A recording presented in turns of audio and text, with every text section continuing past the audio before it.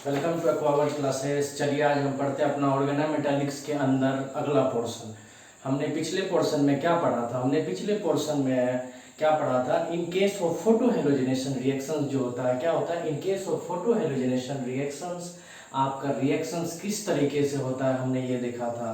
तो हमने photo halogenation reactions में क्या देखा था कि हमारे पास जो 18 इलेक्ट्रॉन्स रूल है, 18 इलेक्ट्रॉन्स रूल्स जो फॉलो करता है, डिसोसिएटिव मैकेनिज्म करता है, और वहाँ से आपका क्या बनता है, एसोसिएशन वाला और डिसोसिएशन वाला पार्ट बन जाता है। तो मैं आज कुछ आपको इस सेशन स्टार्ट करने से पहले मैं कुछ आपसे क्वेश्चंस लेना चाहूँगा जो कि CSIR नेट JRF में पूछा हुआ है। क्या पूछा हुआ है?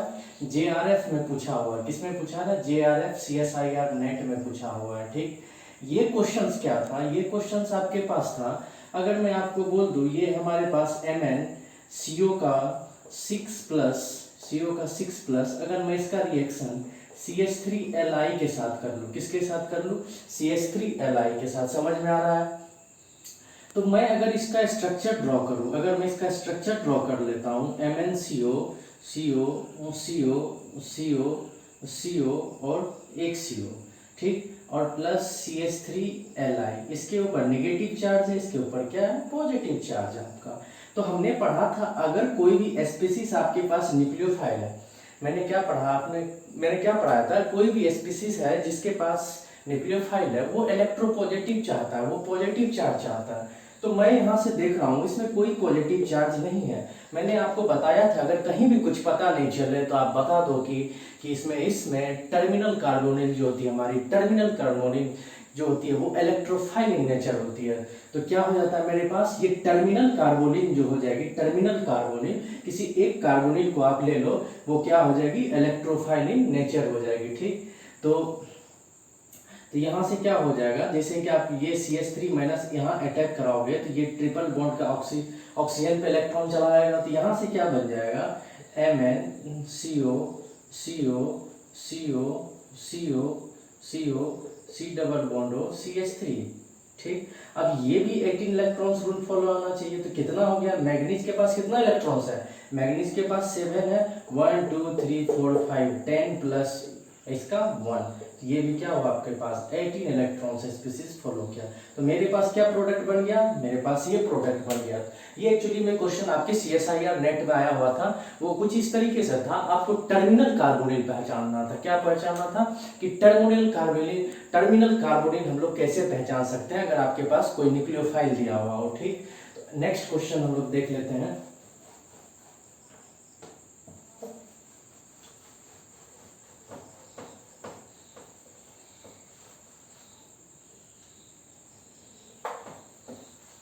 मैं अगर नेक्स्ट क्वेश्चन की बात करूं, जैसे कि आपको क्वेश्चन डाल दिया कि find the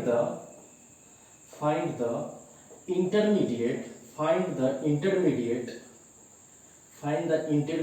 end the product of the reaction. ये भी आपका क्वेश्चन CSIR नेट में JRF में दिया हुआ है, CSIR नेट JRF में दिया हुआ था। वो क्वेश्चंस क्या था? वो क्वेश्चन था कि आपके पास क्या है? एक साइक्लोपेंटाडाइन है। क्या है? साइक्लोपेंटाडाइन है। क्या है? साइक्लोपेंटाडाइन है। तो साइक्लोपेंटाडाइन क्या होता है? यहाँ पे जैसे कि आप MO लगा दो, CO का 3 लगा दो, ये मेटल से इस तरीके से अटैच था और इसकी रिएक्शन HNU के साथ था। क्या था? इसका रिएक्शन HNU के साथ था। इसका रिएक्शन HNU के साथ हम देखते हैं कि HNU के बारे में हमने क्या पढ़ा था? ये क्या होता है? फोटो हेलोजिनेशन रिएक्शन दिखाता है। ये क्या दिखाता है? Photo halogenation reaction. ये फोटो हेलोजिनेशन रिएक्शन जो दिखाता है, तो हमने बोला था कि ये पक्का 18 इलेक्ट्रॉन्स रूल फॉलो कर रहा होगा in case of halogenation reaction. तो उस हेलोजिनेशन रिएक्शन में हमने ये पढ़ा था कि मैं अगर इसका 18 इलेक्ट्रॉन निकालूं तो यहाँ पे 3 2 6 प्लस साइक्लोपेंटाडाइन 5 प्लस 1 प्लस 6 मोलिब्डेनस 6, तो ये कितना हो गया? 18 इलेक्ट्रॉन्स रूल्स। मैं इसमें क्या पूछ रहा हूँ? ये इसमें पूछ रहा है आपका इंटरमीडिएट क्या फॉर्म होगा? क्या होगा? इंटरमीडिएट प्लस प्रोडक्ट क्या फॉर्म होगा? इंटरमीडिएट प्लस प्रोडक्ट क्या फॉर्म होगा? तो इंटरमीडिएट क्या फॉर्म होता है कि डिसोसिएटिव मैकेनिज्म जैसे ही जो शो किया, क्या डिसोसिएटिव मैकेनिज्म शो किया। तो मैं यहाँ से अगर एक CO को निकाल दूं तो यहाँ पे MO CO आपका एक वैकेंट ऑर्बिटल खाली हो गया। यहाँ पे वैकेंट ऑर्बिटल जो खाली हुआ तो इसमें अब क्या जाएगा? हमें याद रखना है, हमें क्या याद रखना है, हमें उतना CO रिमूव करना है, हमें उतना CO रिमूव करना है, हमें उतना CO रिमूव करना है जितना हमारे पास जो इंटरिंग लिगेंड्स होगा, हमारे पास जो इंटरिंग लिगेंड्स होगा, जैसे कि अगर ये 2 इलेक्ट्रॉन डोनर है तो ये 2 इलेक्ट्रॉन वाला ही जब खाली होगा, CO कितना इलेक्ट्रॉन डोनर है, CO कितना electron donor, CO 2 electron donor है, 2 इलेक्ट्रॉन डोनर जैसे ही यहाँ से खाली हुआ तो आएगा भी 2 इलेक्ट्रॉन डोनर, तो 2 इलेक्ट्रॉन डोनर है ये यहाँ पे आ गया, तो यहाँ से क्या बन गया, यहाँ से मेरे पास प्रोडक्ट में आ गया MO CO CO, मेरे पास ये eta3 वाली आंसर आ गई, क्योंकि यहाँ पे eta1 था और यहाँ मेटल के साथ फिर ये क्या हुआ, डबल बॉन्ड अपना कंट्रीब्यूट किया तो eta3, और ये भी क्या हो गया हमारे पास, ये भी 18 इलेक्ट्रॉन स्पीसीज फॉलो करता है। तो मेरा ये था प्रोडक्ट, मेरा ये क्या था, ये था मेरा प्रोडक्ट, ये था प्रोडक्ट, और ये क्या था, ये इंटरमीडिएट था, ये क्या था, इंटरमीडिएट था, ये क्या था, प्रोडक्ट था। ठीक, ये आपके पास क्वेश्चंस आए हुए थे। ठीक, मैं अगर आपसे नेक्स्ट क्वेश्चन की बात करूं, ये भी आपका दिसंबर 2014 में आया हुआ है। मैं बात करूं आपका दिसंबर 2014 में आया हुआ है, देख लो क्या आया हुआ है।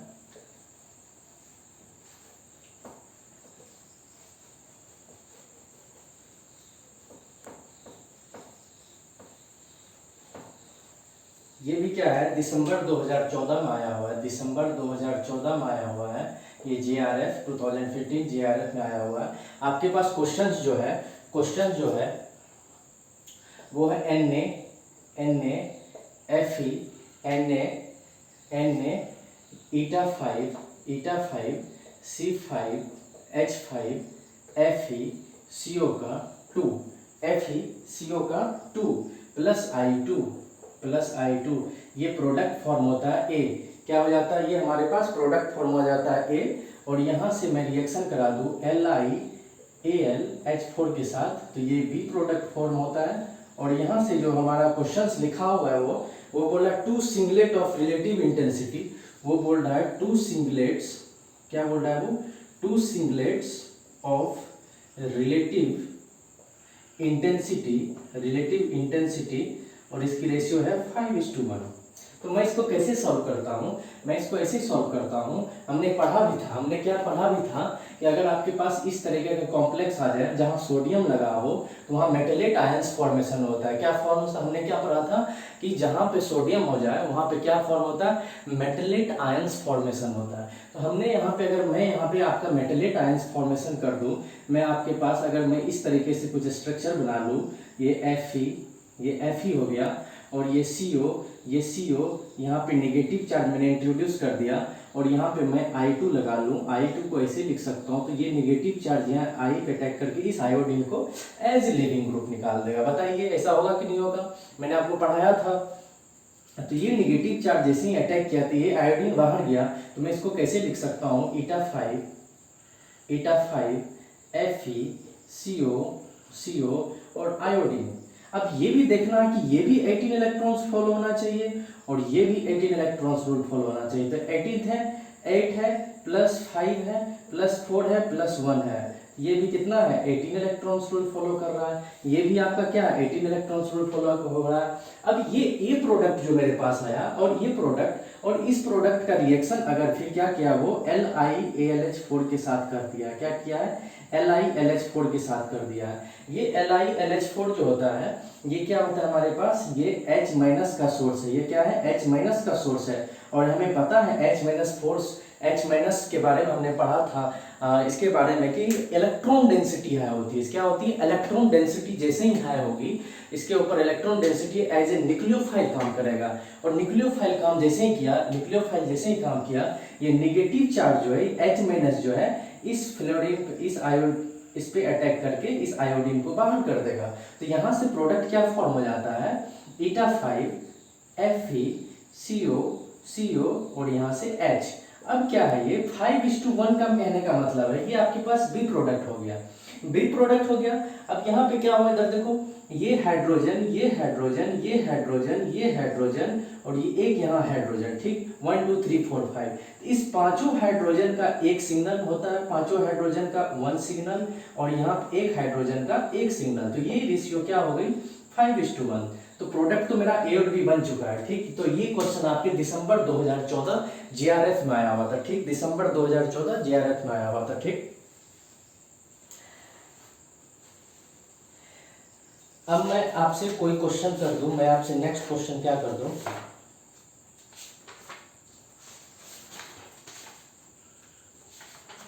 तो चलिए आज हम अपना टॉपिक नेक्स्ट स्टार्ट करते हैं। क्वेश्चंस बाद में करेंगे, टॉपिक स्टार्ट कर देते हैं। टॉपिक क्या स्टार्ट करते हैं,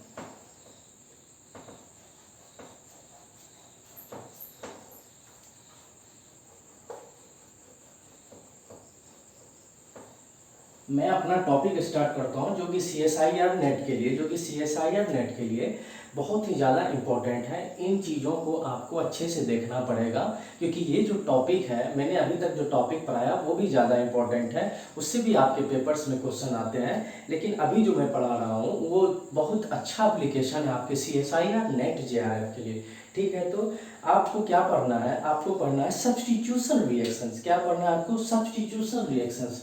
सब्स्टिट्यूशन रिएक्शंस क्या पढ़ना है आपको, सब्स्टिट्यूशन रिएक्शन। तो सब्स्टिट्यूशन रिएक्शन के बारे में पढ़ने से पहले हम बात कर लेते हैं सब्स्टिट्यूशन रिएक्शन को कितने तरीके से हम लोग यहाँ पे डिस्कस करेंगे। तो सब्स्टिट्यूशन रिएक्शन को यहाँ पढ़ने से हम लोग दो तरीके से डिस्कस कर सकते हैं। इस सब्स्टिट्यूशन रिएक्शन के अंदर जो मेरा पहला सा पार्ट आता है वो क्या आता है, डिसोसिएशन पार्ट आता है। पहला क्या आता है, डिसोसिएशन आता है मैकेनिज्म। इसके अंदर क्या आएगा, डिसोसिएट मैकेनिज्म आता है, ठीक। और दूसरा क्या इसके साथ बनता है, एसोसिएशन। दूसरा क्या बनता है, एसोसिएशन मैकेनिज्म। क्या बन गया, एसोसिएशन मैकेनिज्म। और इस डिसोसिएशन मैकेनिज्म को हम लोग क्या बोल सकते हैं, ये SN1 भी बोल सकते हैं। क्या बोल सकते हैं, SN1। और एसोसिएशन मैकेनिज्म को क्या बोल सकते हैं, SN2 बोल सकते हैं, ठीक। तो इन चीजों का आपको ध्यान रखना पड़ेगा कि डिसोसिएशन मैकेनिज्म को कई बार आपको पेपर में डिसोसिएशन मैकेनिज्म नहीं देगा, वो SN1 लिख के दे देगा। तो आप क्या करोगे, तो आपको पहचानना पड़ेगा this is the dissociative mechanism.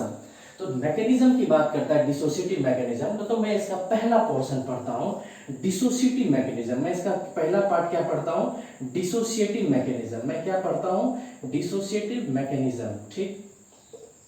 Dissociative mechanism के अंदर, इसके अंदर कुछ थ्योरेटिकल पार्ट्स आते हैं, कुछ पॉइंट्स आते हैं जो कि बहुत ज़्यादा इंपॉर्टेंट होता है। मैं उन पॉइंट्स को मैं डिस्कस करता हूँ जिसको आपको याद रखना है, जिन्हें आपको याद रखना है। तो ये बहुत ही इंपॉर्टेंट होता है, ठीक। तो डिसोसिएटिव मैकेनिज्म के अंदर मैं अगर पहला पार्ट बताऊं, ये बहुत ही ज़्यादा इंपॉर्टेंट है, बहुत ही ज़्यादा इंपॉर्टेंट। आप यहाँ पे स्टार्ट लगा सकते हो। ये पहला क्या है कि आपके पास 18 electrons complex follows dissociative mechanism. क्या, डिसोसिएटिव मैकेनिज्म। दूसरा क्या है इसके अंदर, ऑक्टाहेड्रल कॉम्प्लेक्स,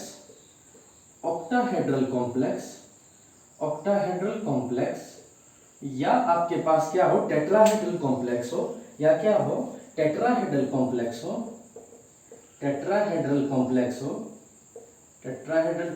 हो। ये भी क्या करता है, फॉलोज डिसोसिएटिव मैकेनिज्म, ठीक। अगर मैं आपसे क्वेश्चन बोल दूं, ये these are the 2 points which is very important. पहला अगर मैं बोल दूं, ये आपके पास MO है, CO का होल 6 है। अगर मैं इसका रिएक्शन PPH3 के साथ करा दूं तो क्या प्रोडक्ट फॉर्म होगा। दूसरा मैं आपसे बोल देता हूं NiCO का होल 4, अगर मैं इसका रिएक्शन PPH3 के साथ करा दूं तो ये क्या प्रोडक्ट फॉर्म होगा। तो सबसे पहले आपको चेक करना है रिएक्शन स्टार्ट करने से पहले कि मेरा वो कॉम्प्लेक्स क्या 18 इलेक्ट्रॉन्स रूल फॉलो हो रहा है। मेरा अगर वो कॉम्प्लेक्स 18 इलेक्ट्रॉन रूल्स फॉलो हो रहा होगा तो ये क्या शो करेगा, ये डिसोसिएटिव मैकेनिज्म शो करेगा। ये क्या करेगा, डिसोसिएटिव मैकेनिज्म शो करेगा, ठीक। तो यहाँ भी 18 इलेक्ट्रॉन्स फॉलो हो रहा है, तो ये भी 18 इलेक्ट्रॉन्स फॉलो हो रहा है। तो डिसोसिएटिव डिसोसिएटिव मैकेनिज्म फॉलो होने का मतलब क्या है कि डिसोसिएटिव मैकेनिज्म कुछ ना कुछ आपका वहां से डिसोसिएट हो रहा होगा। क्या हो रहा होगा? कुछ ना कुछ आपका डिसोसिएट हो रहा होगा। क्या डिसोसिएट हो रहा होगा कि अगर मैं यहाँ पे इसका स्ट्रक्चर ड्रॉ कर लेता हूँ, MO 1CO 2CO 3CO 4CO 5CO 6CO, अगर मैं यहाँ पे PPS3 लगा दूं तो यहाँ से क्या हो जाएगा? डिसोसिएटिव मैकेनिज्म शो करेगा। तो मैं यहाँ से एक CO निकालूंगा। अब देखो सोचना क्या है कि मैं जितना CO निकालूंगा, अगर मैं CO निकाल रहा हूं तो CO कितना इलेक्ट्रॉन डोनर है? 2 इलेक्ट्रॉन डोनर है। और वहां 2 इलेक्ट्रॉन डोनर जाने के बाद जो वैकेंट बचेगा ऑर्बिटल, वो 2 इलेक्ट्रॉन वाला वैकेंट बचा हुआ, तो इंटरकमिंग लिगेंड्स जो होना चाहिए, लिगेंड्स जो होना चाहिए, जो मेरे पास रिएजेंट होता है, रिएक्टेंट, वो भी 2 इलेक्ट्रॉन डोनर होना चाहिए, ताकि 2 इलेक्ट्रॉन जाए तो जाने वाले को 2 इलेक्ट्रॉन जो आएगा वो फुलफिल करना चाहिए। तो ये इंपॉर्टेंट कॉन्सेप्ट है। अगर मैं यहाँ से एक CO निकाल दूं तो यहाँ से, तो MO CO CO CO CO CO ये खाली बच गया। अब मैं यहाँ से क्या करूँ? PPS3 कर देता हूँ। PPS3 यहाँ पे कोऑर्डिनेट कर देगा, तो यहाँ से क्या बॉन्ड बन गया? MO CO CO CO CO CO PPS3, ये आपका प्रोडक्ट बन गया। ये क्या बन गया? आपका प्रोडक्ट बन गया। तो ये यहाँ से हम लोग देख सकते हैं कुछ इंपॉर्टेंट सा पार्ट हमारे पास बन के आता है। ठीक,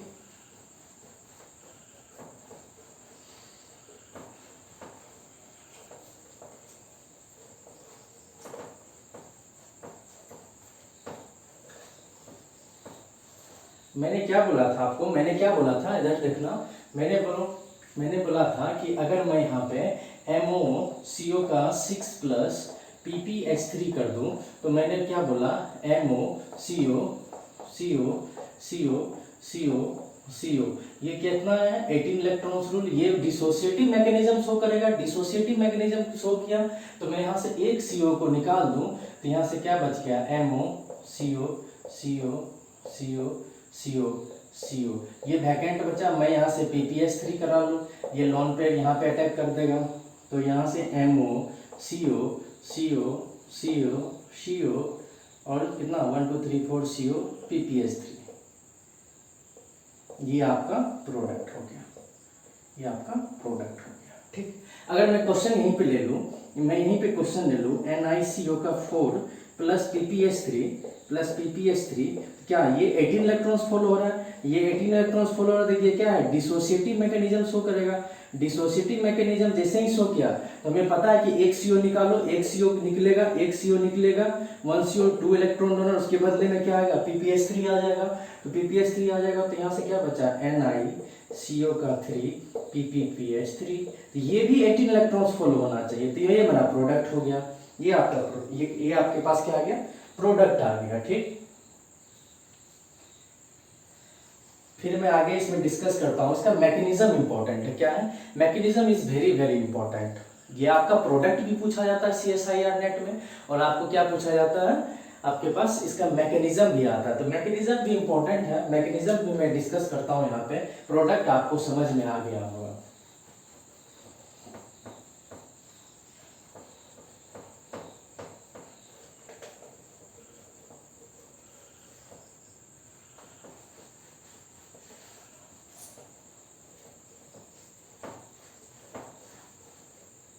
अगर मैं यहाँ पे मैकेनिज्म की बात करूं, मैं यहाँ पे क्या करूं? मैकेनिज्म की बात करूं, डिसोसिएटिव मैकेनिज्म। तो स्टेप 1 जो हमारा होता है, स्टेप 1, जैसे मैं यहाँ पे एग्जांपल ले रहा हूँ MOCO का 6 प्लस PPH3, ये ले रहा हूँ। ठीक, तो यहाँ पे मैंने प्रोडक्ट भी बना दिया था, MOCO का होल 5 PPH3, ये प्रोडक्ट था। तो इसका मैं आपको क्या बताना चाहता हूँ? मैं आपको इसका मैकेनिज्म बताना चाहता हूँ। Mechanism is very very important, क्योंकि आपके मैकेनिज्म में इससे सवाल आए हुए हैं। मैकेनिज्म पे इससे सवाल आए हुए हैं। सवाल किस तरीके का आता है? पहला जो स्टेप 1 होता है इसमें, that is very very important. Step 1 जो आपका फॉर्मेशन ऑफ RDS, ये क्या है? Formation of RDS। Rate determining state आपका फॉर्मेशन होता है, उसका रीजन क्या है? अगर आपके पास रेट डिटरमाइन, ये स्लो स्टेप हो गया, ये क्या हो गया? एक स्लो स्टेप है। ये स्लो स्टेप आपके पास इसीलिए हो जाता है क्योंकि मैं अगर आपको यहाँ पे बोल रहा हूँ कि आपने पहला स्टेप में क्या किया, आपने पहला स्टेप में एक सीओ निकाला, एक सीओ निकाला आपने, एक 18 इलेक्ट्रॉन स्पीसीज से आपने एक सीओ निकाला। That is very difficult, that is very difficult, that is very difficult इसको निकालना। तो इसको निकालने के लिए क्या चाहिए? इसको निकालने के लिए हाई एक्टिवेशन एनर्जी चाहिए। ये इंपॉर्टेंट कंसेप्ट है, इसको इंटरव्यू में भी पूछा जाता है गेट में कि आपने क्यों कराया इसको, 18 इलेक्ट्रॉन डिसोसिएशन क्यों कराया और ये क्या जरूरत पड़ा इसको कराने का। तो आपको क्या बोलना है, ये सीओ जो यहाँ से निकल रहा है इसके लिए हमको क्या चाहिए? 18 electron rules, that is very stable complex. अगर 18 इलेक्ट्रॉन से आपने सीओ को बाहर निकाला तो सीओ तो पहले से स्टेबल है कॉम्प्लेक्स में, तो क्या होगा उसकी जो है सीओ से को निकालने के लिए हमारे पास क्या होगा? एक्टिवेशन एनर्जी हमको ज़्यादा देना पड़ेगा। और जैसे एक्टिवेशन एनर्जी आपका ज़्यादा हो गया तो वहाँ से क्या हो गया आपके लिए? वो स्टेप जो होगा वेरी डिफिकल्ट हो गया। आपको सीओ तुरंत नहीं निकलेगा, बहुत ज़्यादा एनर्जी देना पड़ेगा तब आपका सीओ निकलेगा। तो वो एक स्लो स्टेप हो गया, वो एक रेट डिटरमाइनिंग स्टेप हो गया। तो रेट डिटरमाइनिंग स्टेप क्या हुआ हमारा? यहाँ से एक सीओ को निकाल देना। जैसे कि यहाँ पे क्या मैंने लिखा MO, CO का 6 था तो ये क्या फॉर्मेशन हो गया? MO CO का होल 5। इसको हम लोग ऐसे भी लिख सकते हैं MO CO CO CO CO CO और ये वैकेंट हो गया। ठीक, अब स्टेप 2 क्या है? इसमें स्टेप 2 क्या है? स्टेप 2 क्या है? Entering of ligands. Entering of ligands क्या है वो? Entering of ligands. अब क्या होगा आपके पास? इलेक्ट्रॉन का इंटर होगा। क्या होगा? इलेक्ट्रॉन का इंटर होगा। इलेक्ट्रॉन का इंटर होने से आपको क्या फायदा मिलेगा? इलेक्ट्रॉन इंटरिंग लिगेंड्स जो होगा, मैंने जैसे ही आपको बोला MO CO CO CO CO CO, ये इंटरिंग लिगेंड्स है। यहाँ PPS3 रिएक्शन करके यहाँ पे बन जाता है। तो ये क्या बन गया? MO CO CO CO CO 1 2 3 पर ये PPS3, ये आपका यहाँ से बन गया। तो हमारे पास जो डिसोसिएटिव मैकेनिज्म होता है, डिसोसिएटिव मैकेनिज्म होता है, उसके अंदर जो सीओ निकलता है पहला स्टेप में, that is RTS, that is very important for CSIR net gate के लिए। ये पहला स्टेप जो होता है हमारे पास, सीओ जो निकलता है वो due to high activation energy. क्यों निकलता है? Due to high, it is very difficult because of high activation energy इसके लिए लगता है, तो ये प्रोसेस स्लो निकलता है। फिर जैसे ही वो निकला आपका सेकंड स्टेप क्या होगा? इंटरिंग ऑफ लिगेंड्स हो जाएगा। इसके अंदर जो तीसरा पॉइंट है, इसके अंदर जो तीसरा पॉइंट है, तीसरा पॉइंट मेरे पास क्या बनता है? तीसरा पॉइंट मेरे अंदर तीसरा पॉइंट देख लो,